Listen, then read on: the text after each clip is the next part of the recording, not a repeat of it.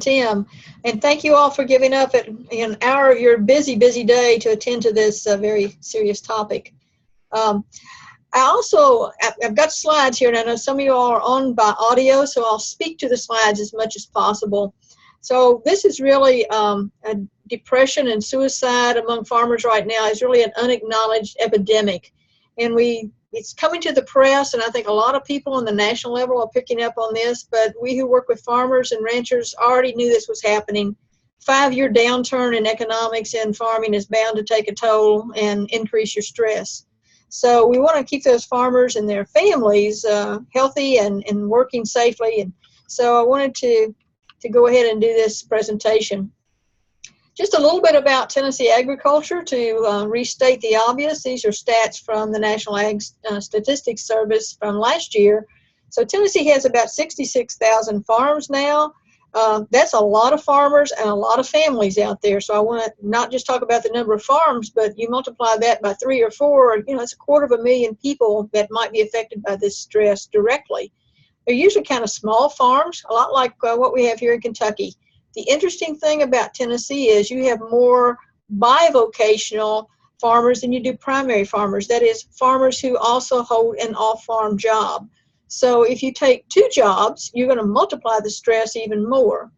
And your farmers are about 60 years old now, so those of us who are about that age already have a lot of stress going on in our lives just from physical things and the aging process. So there's a lot going on other than just what's happening on the farm itself and the finances that are leading to this stress. But people need to understand that farmers bring in a lot of income to the state. So over $3.5 billion last year was the market value of the crops and the livestock produced by Tennessee farmers. So if you want to sell this to the general public, it's not just the farmers we're trying to take care of, it's the whole economy of Tennessee. So this is a really, really important topic. So today, in the next 45 minutes or so, I'd like to really discuss 3 objectives, and that's find out what are the leading stressors in agriculture today, and then to equip you with some simple tools to help you in making referrals and intervention with your farmers and their families as you interact with them. And we'll share just a small case story at the end that's based on some true stories that maybe can help aid in communications with farmers. And here I'd like to say that you're free to use these slides in any way or use any of this information that you'd like. It's not anything that's proprietary, so help yourself to it. When we talk about stress, first of all, I think it's important to kind of have a definition. So there are different kinds of stress. The one we're talking about today is distress, and that's pain or suffering that affects the body or bodily part, maybe it's an arm or a leg, or even the mind. And distress is also can trigger a state of danger or desperate need. So it's great pain, anxiety, sorrow, acute physical or mental suffering, affliction, trouble. All of these sound so horrible, and they are, because it's distress. On the flip side of that, though, we have a good stress from the Latin eu, meaning sweet, or eustress. And that's stress that really is deemed helpful or giving one the feeling of fulfillment. So it's a balancing act with stress. What we want to do today is, though, to talk about ways that we can get farmers and their families to de-stress, that is, to relax their bodies and their minds, and to stop the feelings of the profound effects of stress. Well, how in the world can stress be good? It's not really always a bad thing. Stress is simply the body's response to changes that create taxing demands. So we're made to deal with stress. And actually, if you have no stress, you're dead. So that's not a good thing at all. So the eustress, or the positive stress, it motivates us. It focuses our energy, but it's short term, kind of like a happiness factor where you're on top, of everything for a short period of time, but then comes the valley later on.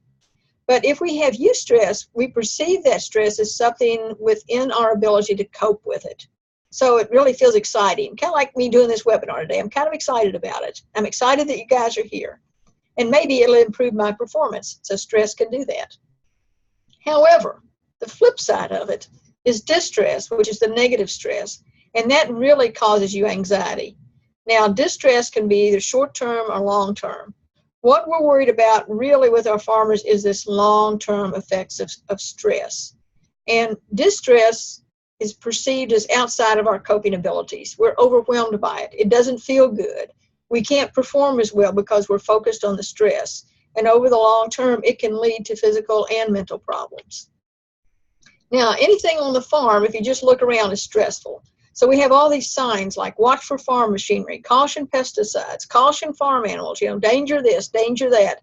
Well, that's stressful within itself. But on farms, we tend to assimilate this kind of stress into our everyday operations. So it doesn't really cause us distress. It just causes us to be mindful of those things. If a person comes to your farm that's not used to this, though, they're going to be in distress because they're scared to death of all of these signs and what it could mean. Agriculture, as we know, ranks among the most hazardous industries, just from those signs that I just showed you. So farmers are at a high risk all the time for fatal and non-fatal injuries, for noise-induced hearing loss, for things like work-related lung diseases, skin diseases, cancers. A lot of things can cause you stress. You could worry over these and be stressed out just from being on the farm. The other things about what makes farming so stressful is life on the farm is not what it used to be. I just told you that over half of Tennessee farmers hold an off-farm job. There's all this new biotechnology that they have to be concerned about. There's a huge learning curve in farming today. Just as you have the apps that you have to update on your phone, there's all the advanced mechanization that goes on with farming now. You have to update, learn, and then you have to deal with global markets. Right now, what's the effect of the tariffs that are going to be put on the steel? China going to quit buying our beef? What's going on with that? We used to not worry about any of that stuff, but we live in a global atmosphere now in farming. So these farmers are exposed to multifaceted stress and pressure, along with some hard physical labor, long days throughout the year. Just the other night, they planted soybeans behind me all night long, and about the 400 acres that's behind me, I heard that planter going. And then on top of that, you're not in control of too many things because nature, livestock, weather condition, government policy changes, even family pressures. You don't have a lot of control over that. Which leads us to the fact that farmers have the highest suicide rate of any occupation. That's what's hit the news lately. But this has been true for decades, really. We just haven't talked about it. If we look at the limited amount of literature that's out there on the suicide risk for farmers, the most recent was a national study in 2016, and it showed that among the farming, fishing, and forestry group, which is always lumped together, the rate was 84.5 of these people per 100,000 of those workers. And that doesn't mean a lot, but let me tell you this. Even though the veterans have a problem with suicide, and we read about that every single day, you have 4 times the chance of committing suicide if you're a farmer than if you're a veteran. Let that sink in for a minute. That's a lot of farmers.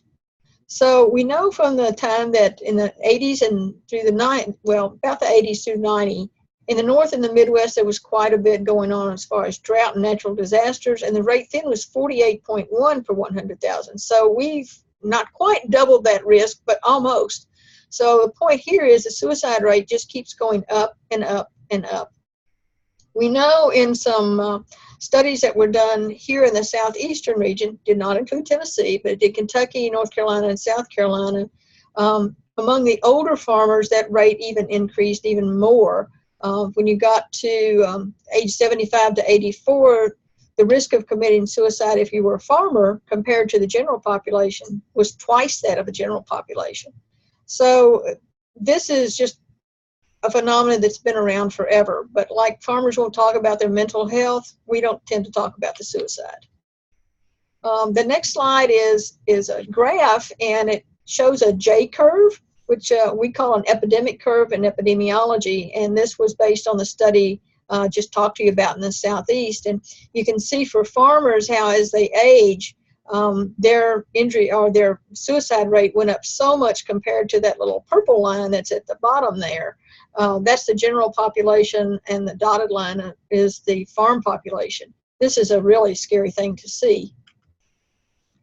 So if, oh, went the wrong way there. So if we look at Kentucky farmer suicides, and I could not find this for Tennessee, but I know Kentucky and Tennessee are a lot alike, so I'm going to present this to you anyway. We had 4 years of data, 2010 to 2016. 2 years data was not collected, just on death certificate reviews. So the death certificate had to say it was a farmer who committed suicide. We had 100 documented farmer suicides in that 4 years. And the highest numbers of those were in the most wealthy areas of the state, in our bluegrass region, which is central Kentucky, and the south central region down around Bowling Green, Kentucky. All but 2 of those were male farmers. But the thing that I know about this is the tip of the iceberg, because so many times in rural areas, if it's a suicide and it's not totally obvious, the coroners tend to put some other cause of death on there. So among this, why in the world would you farm if it's so horrible for your mental health? Farmers for the last 26 years have told me, I can't imagine not farming. I'd rather die than not farm. That's a really serious quote right there. It's one we need to pay attention to, particularly now, because suicide is becoming more and more acceptable among the farm population. Why would they say this? Because historically, to be a farmer is to carry on a family tradition. So you're rooted into farming. It's to become part of the land itself, and it's totally your self-identity. It's not really just a part of your self-identity. It becomes your identity. So when you identify so closely with a vocation, to not be able to do that anymore, you kind of lose touch with reality. You don't want to just sit down and, as one farmer told me, rust out. They would rather die on their tractors. In a study that we did several years ago here at UK, again, it was Kentucky and South Carolina in this, we enrolled farm couples age 50 and over. And I want to show you a little bit of the results of this, because I think you need the data behind some of this to understand why farmers do some of these things, why they get depressed, why they commit suicide. So we asked our farm couples, how would you best define good health? And we gave them some standard definitions. And we threw in the middle of that the ability to work, because historically in the rural literature, that's been very important. And from this slide, you can tell that those under 65, nearly 40% of them identified as health as the ability to work, and that only increased as they got older. So the older you get, the more important it is to be able to contribute through work. When you can't do that anymore, you become depressed. So those are some of the mental things that contribute to stress just from a farm culture perspective. If we then look at some of the physiologic factors that increase stress, it becomes even more interesting. I told you earlier that farmers suffer from a lot of hearing loss. If you have hearing loss, your stress automatically increases. So there are some subtle things that go on that are even beyond the financial markets right now. Fatigue will increase stress, and I don't know of any farmer who's not constantly fatigued. If you have cardiovascular disease, or you're dehydrated. All of these simple things can increase your stress. And you can already see that, there might be some ways we can intervene on that to take away some of that summative effects of different causes of stress. Now remember that prolonged stress is really what usually leads to the distress that becomes so harmful to us. And the reason this happens is your body is fearfully and wonderfully made. And we have chemical reactions to things. So if we're under stress, our body produces a myriad of hormones. The most important of these, and the one that gets the most pressed, is a hormone called cortisol. And cortisol, over time, will damage the interior of the blood vessels. And that creates the basis for hypertension. So if you think about your blood vessel as being a garden hose, you get buildup inside of that from the cortisol. And we used to call this hardening of the arteries that it caused, or atherosclerosis. But now we've learned that not only does it build up inside the blood vessels, it also deposits in the brain. And we're finding that it may have a role in dementia or other neurological conditions. Now we think of Alzheimer's when we think of dementia, but they are not the same. But you think of farmers as they age under this prolonged stress, it's going to affect them physically. It will also affect them mentally, perhaps. So the bottom line is this cortisol does more harm than good over a long run. Short term, it's a good thing to have. So the next one is this schematic that shows you in a nutshell what really happens when this cortisol is produced. If it's a short time, it gives us this burst of energy. It actually helps our memory. It dulls pain.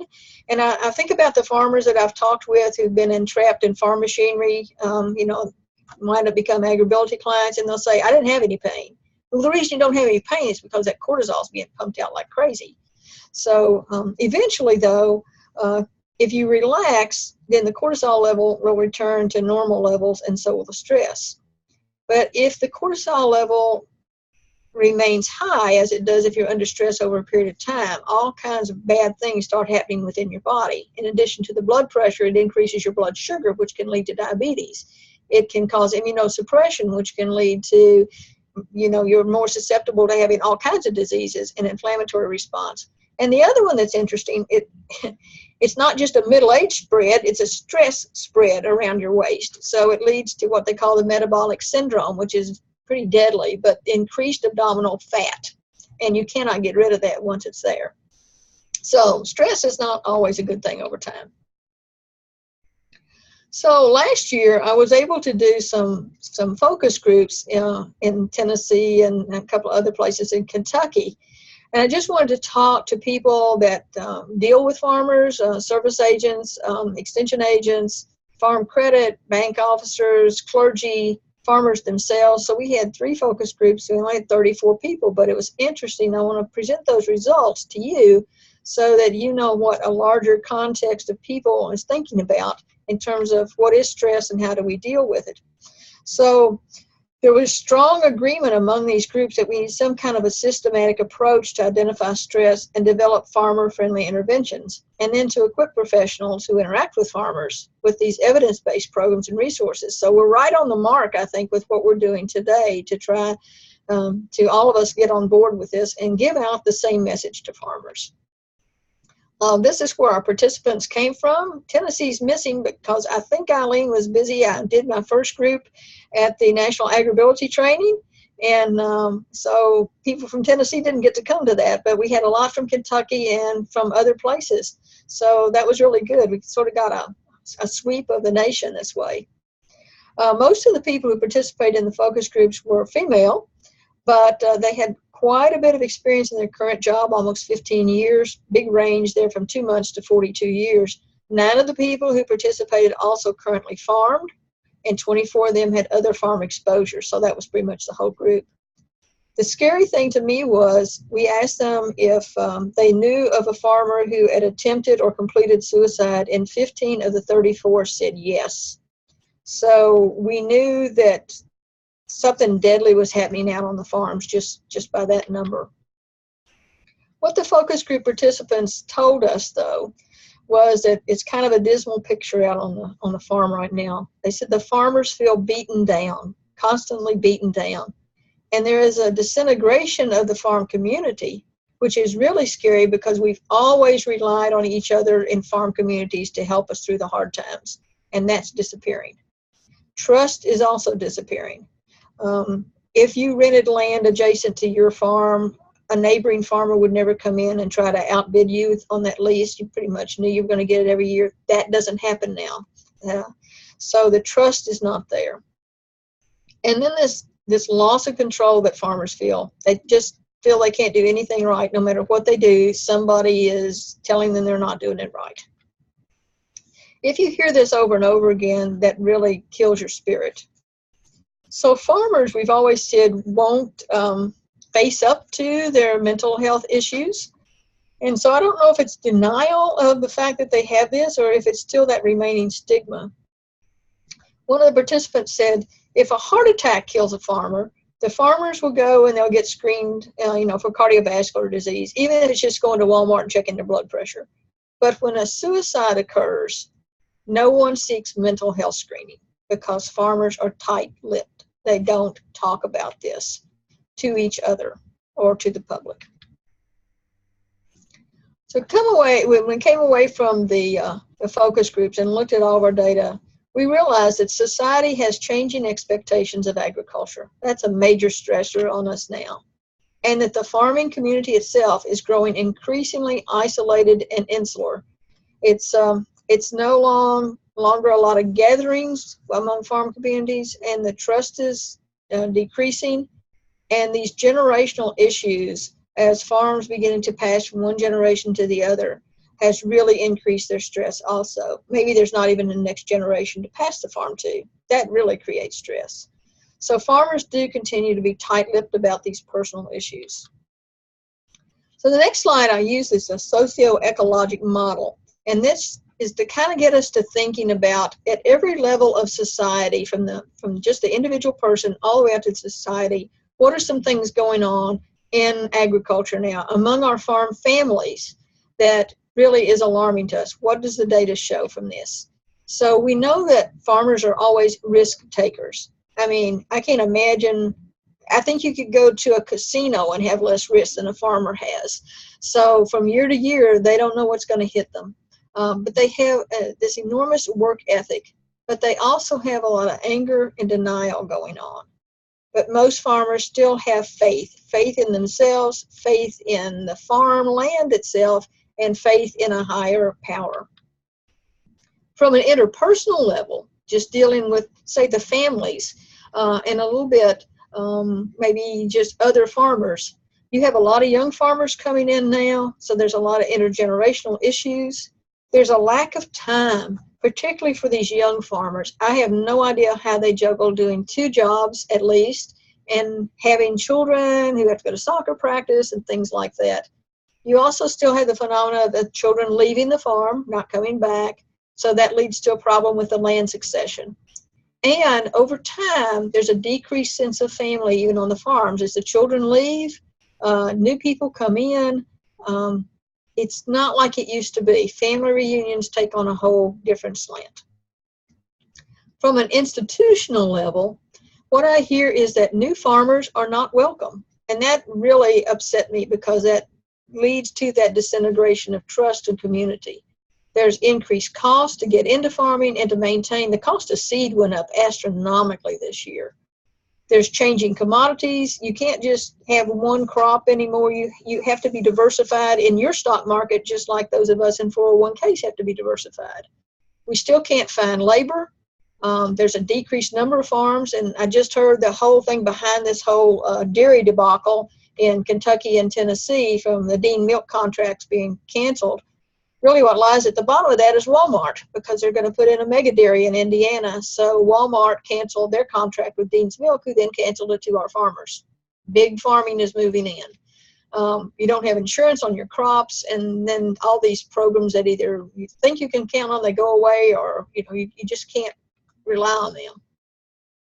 From a community standpoint, it's a dog-eat-dog world in farming now. We can't trust each other. There is decreased gathering sites, because it used to be stockyards. Now farmers do their buying at online auctions. So we don't have that person rubbing elbows with somebody else. Encroaching suburbs with people who don't like the way our farms smell. So increasing isolation, decreasing land availability. And then if you do realize you need mental health, there's no resources out there. And even if there are the resources, do you want to be seen pulling your pickup truck in front of the mental health clinic? Probably not. Society at the whole, though, really, if we take that counterclockwise, there's so much negativity about farmers, how we treat our animals, and, is the carrot being harmed when we try to pull it up? I mean, there are extremist groups out there that are always dissing farmers. So this romantic concept of agriculture that's always been out there is really a myth. Again, we know about the weather, we know about the increase in part-time farmers, market volatility, changing regulations, increasing regulations. Have I painted a bad enough picture that we're all getting depressed now? Maybe so. So we can understand how if the farmer goes to bed with all these things on his or her mind, it will just weigh you down and eat you up. So let's do something about this. So I asked our focus groups, what resources are available in our communities to handle stressful situations. And it was amazing to me across the nation, the different ways that people are handling these. Now, there used to be hotlines that farmers could call, and there are still 1 or 2 of those. We don't have one in Kentucky. Don't think you have one in Tennessee. The good news is this morning I saw on a news feed from Feedstuffs that they are trying to reestablish the Farm and Ranch Stress Assistance Network, which was around in the 1980s. So if we can get this bill passed, there'll be $50 million, hopefully, available for us to get these hotlines back up and to train people to deal specifically with these agricultural situations and with farm families. Now, you in Tennessee, I learned this morning, have stress agents, both FCS and ag agents, who are part of a managed group, it says. And there's one in each, an FCS and an A&R in each district across Tennessee, or each region of Tennessee. So I guess a total of 6.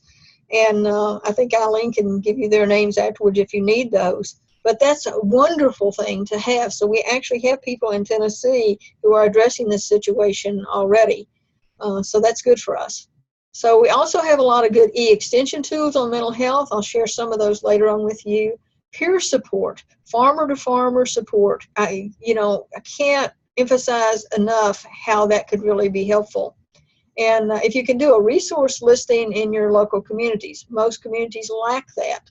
So one of the things you might want to do is just, as soon as this is over, find out what you have available in your own area, so that if you run into a situation with a farmer, you don't have to go away and try to find something during a crisis. Some of the groups were telling me, though, that they still do some health screenings, which includes mental health screenings at gathering places like stockyards or wherever farmers gather. Now, in my community, it's McDonald's. So, you can go out to these local places and be helpful. I'm calling this farm stress literacy. We talk about health literacy. We need to get people to understand and be aware of and be educated about what is farm stress. And we need to get the farm community understanding about this, because most of the time when I tell them about these suicide rates, they just drop their jaws. They have no idea that it's an epidemic. They will now, because it's hitting national press and things that they read. So I'm a little concerned about that, because one of the things about depression and suicide is it's almost contagious. So unless we're equipped to deal with it, I think the situation is going to get worse instead of better. So we need more people like you guys that are on this webinar today, just trained to socialize and hang out with farmers, just listen to them. And then to erase some of that stigma by talking and sharing with them. If we start talking about this along with resources and ways to alleviate the stress, we can make inroads. I was so impressed at the PIC Tennessee conference that I attended back in February, because they had a motivational speaker there. And he was so funny, and we were just laughing all night. But at the end, he brought this back as, these are ways to reduce stress. It was a very subtle way of introducing the topic and to get the farmers engaged. What it really does is it turns that dial down on the temperature of stress. And so you might want to consider just some speakers, particularly ones that are humorous like this, because humor will de-stress a lot of situations. And to partner with as many people and organizations as you can, like Farm Bureau or Farm Credit. Use your partners to design and deliver stress messages. The more we have out there for farmers, particularly saying the same type of things over and over again, the more open the communication can become. And to make sure you include as many different people as you can. We talk about extension, of course, but there's veterinarians, there's mail carriers. There used to be the milk haulers. I'm not sure they're going to be around anymore, but anybody that comes into point-to-point contact with a farmer, they all need to understand what these issues are. And when we share our messages, it's important to share them not only with the farmer, but with the farm families, particularly with couples if you can. And try to use every venue that you can. Commodity groups, Farm Bureau meetings, everything like that. Get it in there as much as you can. Possible interventions that can maybe help. And these were, I asked the focus group, I said, if you had unlimited resources, what would you do? And the first thing is to make sure that we grow the health professionals in our rural communities so that they understand the culture of farming. And then if we could really do it, we could do what the Scandinavian countries do. They actually have a program funded in their federal government where they have trained farm assistants that come in and they take over the farm so the farmer can take a vacation, but that's probably pie in the sky in the States. If we can create places with one-stop shopping for all the services farmers need, maybe including mental health services, that would be helpful. Involve schools and churches in this. Make sure that you bring in faith communities, because most farmers will lean on that in times of trouble, even if they're not a usual churchgoer. But the important thing is when we try to intervene is to not go in and say, farmers have the highest suicide rate, because now that's what's hitting the press. What we need to do is we need to present this as, here are some tools to help you reduce your stress. We're all in this together. So you begin programs looking at stress instead of depression, and then we can ease into the suicide prevention, but do not start with the suicide prevention. Okay, enough about that. What can we do about this stress overload that farmers have? What are some hints that you might pick up on in your interactions with farms or with the farm family? Being extra tired. They are so tired. And fatigue is the first thing that happens to you when you're overloaded with stress, and it's the first thing that happens to you when you're actually getting clinically depressed. Maybe the farmer or the family member has increased irritability. You know, when we're stressed and we're tired, we get irritable. So if you think not having that cup of coffee in the morning is bad, wait till you start adding stress to it. Changes in appetites are always a marker. You either eat too much or you don't eat at all. So a dramatic weight increase or decrease, that's a hint something's going on. If you can't focus on things or remember, your mind gets foggy when you're stressed, too much cortisol up there. So people that have always been real sharp and all of a sudden they just can't seem to get it together are probably stressed out. Making big deals out of little things. Think of road rage. You know, is something that you'd usually just be able to laugh off or ignore, all of a sudden an obstacle for you, and you react in a very negative way. The other thing is when you hear farmers saying, I can't keep this up, or I'm too old for this, it might be a hint of stress overload. So what can we do to help these folks when you hear these kind of things? Well, the first is, confirm your observations. You look tired today. What's up with you? And then to sit down with the person, and it's really important that you sit down and you make eye contact. You pay attention to them. You set all your other things aside. Help them prioritize their concerns. Not everything has to be done today. Not everything is as big a deal as you make it if you put it all in the same basket. So help them with planning their task. And maybe help set up a meeting with a loan officer. We had a farmer, I read a thing the other day, he was $27,000 in debt, and he was contemplating suicide because that's not good. $27,000 is not worth killing yourself over. But if you have a bunch of these, then perhaps it is. So break down tasks and a concern list into smaller units, and talk about ways to relieve stress by using some of the handouts or websites that I'll present in a little bit. And it might just be time to consider diversifying a little bit more on the farm. And there are loans that would be available to do that. And if you're really concerned, just try to get that person into a health agency. So here are serious hints of serious consequences. If you're talking with a farmer, pay attention to their last lines that each person shares with you, because these last lines might even reveal a hint of suicide ideation. For example, I just don't think I want to get up in the morning. That's a pretty serious last line. You can't just laugh these things off or pretend you don't hear them. You have to address them. Or maybe you go out to the farm and the farm appears a lot more run down than it used to be. Fence rows aren't clean anymore, things like that. There's probably something going on. Maybe it's a physical issue that they can't do it, or maybe it's just that they can't mentally deal with it anymore. And remember what they said in the focus groups. One of our southern states dealers said the farmers are just so tired anymore, just so very tired. You can tell just by looking at them that something's not right. So that's what I call the gut instinct. And as a nurse, that has never led me down the wrong path. So even if you don't have the data and your gut tells you something's wrong, attend to that. I have a farmer friend who got in bad depression. I could tell something was going on. Not just did the farm appear more run down, but they began to not care for their animals to the point of abuse. Totally out of character for that person. So had to get help for him right away and make sure things were better. A few more hints. If you have a farmer that starts giving things away, like sentimental objects, maybe it's that vintage tractor that they had restored, want to make sure that has a good home. That's a pretty key issue. Or maybe they're just unusually happy when they've been down for a long time. Sometimes a person who all of a sudden is extremely happy and is giving things away has actually made a plan, and the plan is to end their life. In those kind of things, you really have to intervene.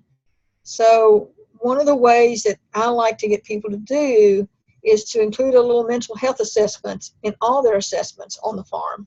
And you think, oh, I can't do this, not even a 9-item quickie I can't do.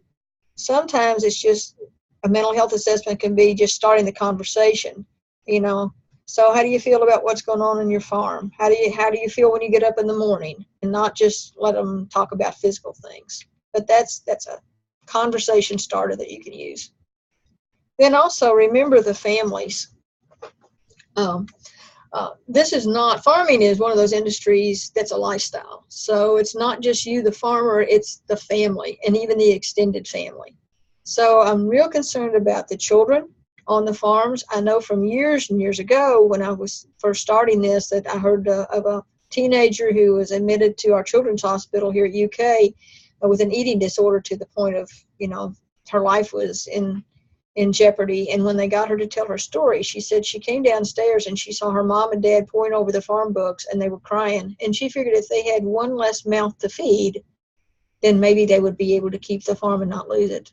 See, we don't understand how children are affected by this, but we do know that the suicide rate among teenagers is astronomical and just skyrocketing now. We do know we have far more children in the United States suffering from depression. We have a problem in the families.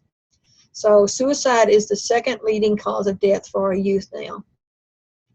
And for all ages, for every completed suicide, there are 25 attempts, and that's even higher among youth. Sad thing is 8% of our youth in America have actually attempted suicide. So that's for the general population. We don't know what it is for our farm kids, but I'll bet it's higher than that. So I'm going to wrap this up with a few resources, and Eileen has told me that one of our resource people I'm going to talk about is actually on this, and I'm going to try to leave Dr. Heather Wallace a few minutes to add things in too. So these are some things that you can access after this because this session is being recorded. But these are the best ones I've gleaned from looking out on the web now. Of course, Agribility has some good resources already in there for mental and behavioral issues and stress and communications. The University of Minnesota has a good educational series that farmers can actually go in and do different modules on. But this one is geared more generically. They used to have one up just for farm families. They don't anymore. I've talked to you about the possible new help we're going to get from the Farm Bill. So if any of you off of your UT emails would like to contact your local legislature people in DC, get this thing passed for our farmers. I think I've been most impressed by North Dakota State. They have several good resources there, and I understand that perhaps some of the folks in UT have already accessed some of these, but there's a flow chart that shows everybody in your office how to deal with people that might have some mental health issues, and a brochure that you can use. So I would highly recommend both of those. They're free to download, and I found them very helpful. There are some other national resources. If you just Google this, it's called Your Life Matters. That's used for faith communities. Now, these are not farm specific. None of these are actually. Suicide hotlines. I actually call the suicide hotline, and they do have some listings for Tennessee cities, but they're very limited. What I would encourage you to do is check that out and find out what your nearest suicide hotline is. The thing that bothered me about this is I got put on hold. And I was thinking, if I call a suicide hotline, I'm probably not in a mental state to be put on hold. So, even when we give people these, we have to understand this is not a panacea. So there's also one called, this is for Kentucky, I think Tennessee has this, Find Help Now. And that's for help with drug use, because we know that opioid use is one of the precursors and one of the things farmers are using more. So, and then, of course, the National Institute for Mental Health has resources. There's also the National Institute for Rural Mental Health that's buried in there. For other things we can use, substance abuse and mental health is called SAMHSA. That's a federal organization. So there's a Tennessee Suicide Prevention Network also is very interested in this topic, and I would really recommend that you contact them and try to partner with them on any programs, because they can come in and have some programs for you on a local level.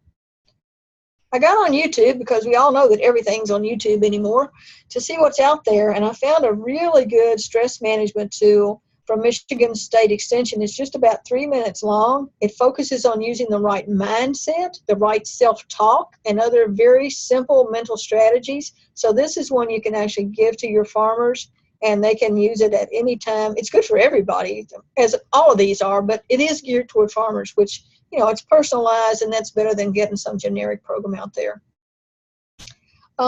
We haven't done a lot of good work on this in the United States, but other countries have. So there's one from Australia called Farmers on Stress, and it talks about livestock farming, and it's young farmers, and they talk about their family issues and how that enters into stress too. So that's pretty good, just to watch that and get some ideas. And then there was one from New Zealand that's pretty lengthy. It's 30 minutes long, called Depression on the Farm. And it's an ex-dairy farmer, so that might hit really close to home for us right now, who lost their family farm after 4 generations. And it leads into how the loss of this farm led to suicide for other family members. So although I would not recommend that to the farmers, it might help you understand a little bit more about what goes on in people's minds when you do actually lose a farm. So we have a whole list of resources. My AgNurse Facebook page is up there. I do post things occasionally on mental health, but a lot of other things that go on in farming too. It's pretty user-friendly, since most of my clientele now are farmers. So it's sometimes really professionally oriented, sometimes very lay oriented. Agribility, AgriSafe is a wonderful resource. They also have monthly webinars on all things, but you can tap into that and see when they have them on mental health. Agri-Wellness is located out in Central America in Iowa. Dr. Mike Roseman is still trying to keep that going. It's a newsletter for farmers that used to be funded, but he lost his funding. But he's a clinical psychologist and a fine fellow, in addition to being a farmer. We also have the National Agricultural Safety Database, which has some limited publications and all on stress and farming. And I've talked about the National Institute for Mental Health already. So are you ready for a case study? This might be a place. Do we have any burning issues right now, Tim or Eileen? Questions I need to answer? I was watching the chat bots. A fair number of comments are related to our managed program and our stress agents. So when Heather speaks in a few minutes, maybe she can clarify some of those things. Let me mention one thing before we go on with the case study. If you have other folks in the room with you participating in the webinar, if you don't mind just getting in the chat and just tell us how many people total are there with you, so we can do a head count there. We're going to try to capture who the participants are and make sure that we check you off in Super. The other thing, I'm fixing to click submit on a chat that has a link to a Google form. It's a brief evaluation for you to fill out on this webinar when it's over. So if you would take a minute to do that, we would appreciate that at some point. If you would, maybe wait till it's over so you can give us a fair response. And I think I'll just mute and let you go on with this. Okay, I'm going to run through this case study and not ask for feedback since we're getting close on time. And I do want to give Dr. Wallace a chance to make some comments. So I appreciate her being on with this. So here we go. Matt and Susan are young farmers who purchased 100 acres 4 years ago. They're clearing and revitalizing the land. Now, Matt is a veteran. He served 2 tours overseas, so read into that what you will. Now, you came out to their farm today to assess some crop issues they're having. Matt is happy to see you, but he seems very tired, and when Susan joins you, Matt snaps at her about something rather insignificant. She looks hurt and just goes back to the house. As the visit progresses, you notice that Matt just doesn't seem to be as engaged as you thought he would be. The important thing here, listening, and guiding the conversation. So when you're walking over the land, Matt says, I don't know, Susan's the one who really wanted to farm. I want to get her set up right. What about you, you ask? It doesn't really matter. I just want it to be easy for her. Last year was a bust, and this year looks even worse. So I want you to think to yourself, what red flags are in this conversation, and how would you approach those red flags? Because there are several in there. So in bold print here on the slides, here are the red flags. When Matt says, I want to get her set up right. Susan was the one that wanted to do that. And when you ask him, well, what about you? He says, it doesn't really matter. I want it to be easy for her. Last year was a bust, financially, of course. So you can just see this really is a person who is pleading, silently saying, please ask me about these things. Don't just gloss over them. You heard it, you must do something with it. It's the ethical thing to do. So 2 months later, I'm not going to tell you what you're doing about that, but 2 months later you go back and you do a follow-up visit. And you know that Matt has done the things you advised, but you haven't seen him at any of the farm meetings. And since you're in the vicinity, you decide to drop by, and it's a beautiful day, kind of like it is today, at least in Kentucky. So Susan comes out of the barn up and looks over to your truck and as you park, and she looks hot and exhausted. Matt slowly comes out of the house. He's slumping as he walks, and his clothes look all disheveled. And after you glance at him, you look at Susan, and she just shrugs. She looks so tired. This is very awkward. And when we get into an awkward situation, we tend not to talk about it. So should you ask Susan if everything's okay? That might be a good thing to do. Could you just concentrate on checking out that hayfield and get out of Dodge and not have to deal with this? Or wait until Matt comes over and ask both of them if everything is okay?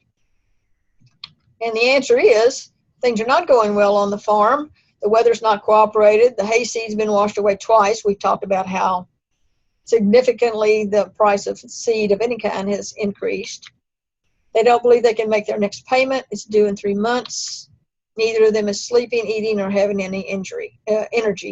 They probably will have an injury, because when you're fatigued, you have more injuries. So here you sit in your truck going, what should I do? You could say, tell me more about what is happening out here. And that gives them permission to tell their story in a little more detail. Telling stories is cathartic, and it is therapeutic. Sometimes just being able to talk about it with someone is enough to get you back in control a little bit. Or you could venture and confirm, you look so tired, how can I help? So you're offering more than just listening there. You're engaging. You're willing to be involved. You're willing to be supportive. Or you could confirm, it is a rough year. Acknowledge the problem, but it's not worse than some others I have seen. These are new farmers. They haven't been through this before. It wasn't what they expected. And you confirm with them, farming's like that. Let's see what we can come up with to help you through this rough patch. This is temporary. You are not the only ones around here that are facing this. We will get through this together. Being together, having support is so very important. So you can be a godsend to these people just by acknowledging and offering to help. So you always have to be ready to listen and then offer help. Now that sounds really elementary, but most of our interventions are very elementary. This is not rocket science. This is being the person you're supposed to be when you're supposed to be that person. So I'm going to lead in here. Oh, look at my next slide. It says Dr. Heather Wallace, who I didn't know was going to be on there. And I know that UT already has this Ways to Stress Less. We're working on some other resources. So Dr. Wallace, I'm going to turn this over to you for a few minutes. Hey, thank you so much. And I have been on the road, so I'm glad that I was able to connect with you all today. Thank you so much. Yeah, what you have on the screen, great resource. We have even better ones lately. So I'm going to share my screen. And, oh, I can't since I'm just a participant. But is there a way to give me permission to? What I want to say is a couple of things. First of all, I've had my ear out there listening to kind of all of this that's been going on around farmer stress. I've heard a number of presentations about it. This one, by far, has been the best presentation, the most relevant, and just absolutely outstanding. So Dr. Reed, kudos. You gave us a really strong background that, and anytime you're going to talk about that socio-ecological model, it makes my heart go pitter patter. But you also gave us some real solutions and some real options there. Thank you for letting me share my screen. So I want to walk through a couple of additional resources, and so what I've been doing in the background, in addition to learning more about this issue, is also connecting with some of the individuals with whom Dr. Reed referenced. So North Dakota State University, Dr. Sean Brotherson, he does what I do, only out in North Dakota. And he's been around for about 20 years, and his family has been directly impacted. They are a farming family, and they've been directly impacted by this back in the 80s. In addition to North Dakota, Michigan State University, and if you, with any of the e-extension resources, you've probably seen some presentations come through by Suzanne Pish and some others, but she is also a farmer and has pioneered a lot of the work through Michigan State, and I really like this. One of the best resources that I like on their website is this YouTube video. It is 4 minutes in length, and it really basically kind of walks through what's going on with the issue and how farmers can begin to get through it. I strongly encourage you to you could just Google Michigan State University Extension Farmer Stress, and it'll bring you right here. I'm also going to put a link to this in the chat over here so that we can see that, and maybe in a minute. Here we go. Let's see. Yeah, Heather, I actually have that listed. Okay, good. As a resource, and it talked about that. So great. Wonderful. So that's great. Tennessee Suicide Prevention Network. I'm going to reiterate how great that resource is. There's a gentleman there named Scott Ridgway. He is familiar with Extension and is aware that we may be reaching out. So if you need a personal contact, please ask for him. His name is Scott Ridgway. A couple of additional resources that I wanted to bring up that are in the UTIA database.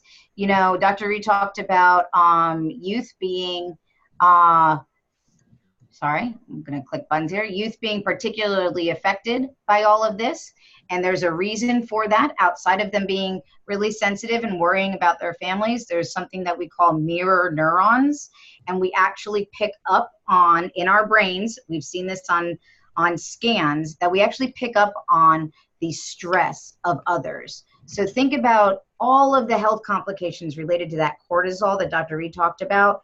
All of that is also happening for our teens. So for teens that are dealing with something like this, we have this resource. It's W356 in the UT Publications website and database, which you can find here. And then on our Master Dairy website, so I've been working with Dr. Liz Eckelkamp, and many of you are very familiar with her and her work, but right here, currently we're working on what's happening in the background right now. We're working on a whole website full of resources just on this topic. So one of those resources that we will include there is this publication. It's W379, also available in the website, but this is specifically about the cows. But this is going to be helping because, you know, they're vulnerable to all this stress too. If they're not being cared for the way they need to be cared for, as Dr. Reed talked about, if there's depression, anxiety, stress, that can happen as well. So we want to use that as well. So we're going to be putting additional links here is where you'll be able to find them when that time comes. And I wanted to touch briefly also on the Manage website here if you haven't. So here we go. Should be right here. And this is a whole website just for this. These are agents that have specifically been trained on a variety of issues. It's not just about mental health. It's about lots of different topics related to stressful times and farms. And yeah, I would suggest Kevin or Danny, if you want to talk about Vantage some more, definitely do that. Just to give any of you that are not familiar with me, my background is in mental health support and resources. I'm over here in Knoxville working as a state level specialist. We're talking about all of this. If I can be of any guidance, support, resource, you name it. Our FCS agents have available to them a resource guide that we put together. When we get that website up and going, I'm also going to put Tennessee specific resources. And there was a News You Can Use article that I posted in the chat that also has Tennessee specific resources here. So if you haven't seen this, and actually Jeff Lanham helped me edit this quite a bit. It was really, really helpful. So thank you to him for doing that. But here you'll see lots of different phone numbers. The unfortunate thing right now at the national level on some of those resources for farmers is that websites need care, and people have not been keeping up some of those websites. Yeah. And so that's been a disappointment. But just know that if you need resources, we're here for you. Again, national suicide lines. You can text in Tennessee. You can text 741-741, followed by your message, and a trained counselor will respond. So sometimes if people don't want to go someplace to access resources, they can do the same there. So again, thanks for letting me speak up. I am so glad everybody's talking about this, and I'm going to hush now. Okay, so Tim, I think that concludes everything, unless there are more questions on the in the chat box that we need to discuss.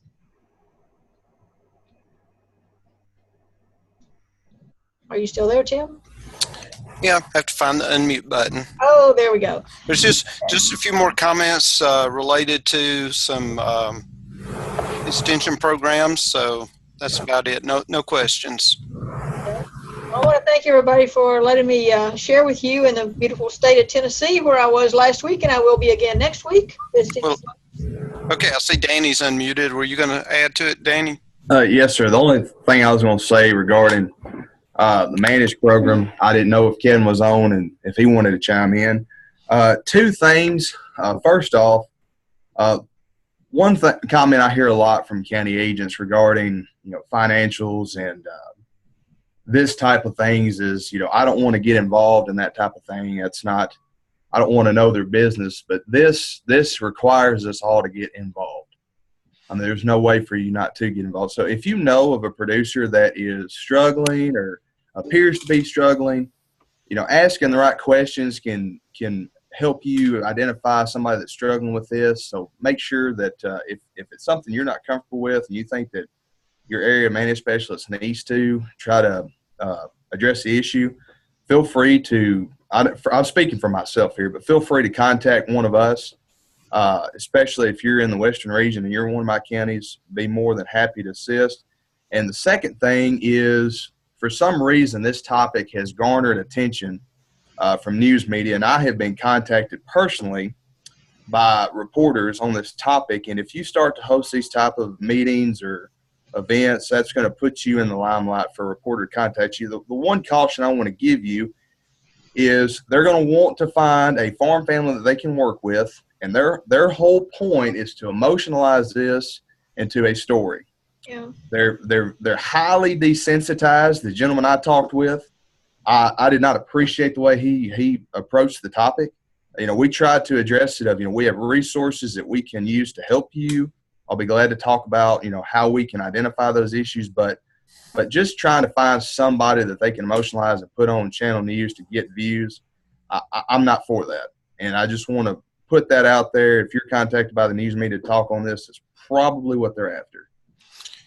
Can I ask one question, Danny? Sure. When it comes to protection of minors, we're under legal obligation to report any suspicions of abuse. Are there any, what are our obligations, or do we have any obligations when it comes to farmers and mental health? Tim, I don't know. I couldn't answer that question. Okay. I don't know either. Legally, you don't have to report it, but ethically and morally, how could you not? The other thing, Danny, thank you for bringing that up, because you're right. The media is all about sensationalization. But I think really important when we're talking with our farmers and producers and their families is to let them know you are not in this alone. Many of your neighbors are experiencing the same thing, and it's a rough patch, as we used in the case study. And suicide has been described as a permanent solution to a temporary problem. So hopefully we don't even have to go down the road to the suicide. If we can pick up on this early and do a lot of preventive care, we will be fine. We'll come out on the other side. Our producers will be okay, and their families will be healthy and well. So thank you. That was a great perspective. Y'all, I put my just a couple of things to that. I guess I'm the area specialist that's been around since the beginning, since '86, when we started the Manage program, and we do have an 800 number that is still active. When we originally started it, it was called the Manage Hotline. When the ag economy got a lot better, we renamed it, rebranded it, and called it the Information Line. It is still maintained in the ag econ department, and they then kind of will reroute those calls to someone that needs. Maybe we need to go back and promote that number again, but it's 800-345-0561, and it's on that the Manage website that you mentioned. I'll just add one more thing. I guess in my 30 years, the other thing that I've seen, Dr. Reed's focused on suicide from this, but my observation as well is that stress has probably also been a contributing factor to some of the fatal farm accidents that we have as well. Yeah. I have seen that myself, and it's as well as important to identify it then, maybe when they don't have the thought of suicide, but they let their guard down, they're tired. It's all those things that she described earlier. And from the area specialist and Manage perspective, several years ago, we tried to divide this up as well and have some agents be the primary contact, because when we're there working on finances and we may pick it up, they may not feel as comfortable with us talking about the stress level and the suicide thoughts. And that's the reason we wanted to identify 2 years ago. We went through and identified these 6 people and talked with them to be the primary contact. Great.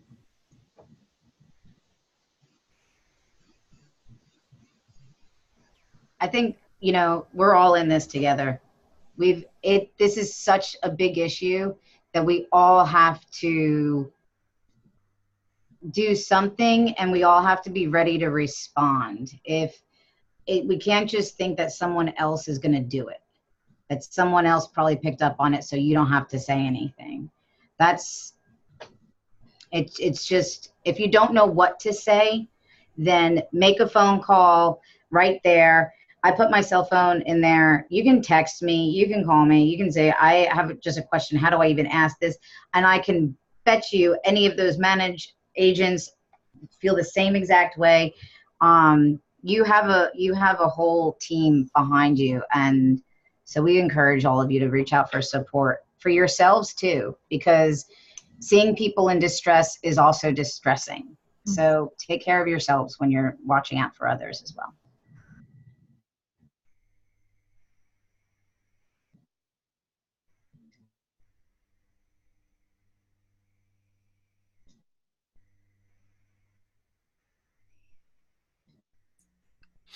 Are there any more questions or comments? Everyone, make sure you do the survey for us, the evaluation. I put the link in again there. And if you have multiple people in your session, just let us know how many folks are there. We want to just try to keep a head count. I'm going to stop recording now, and thank you for joining us. We'll stay online if you have some more discussion.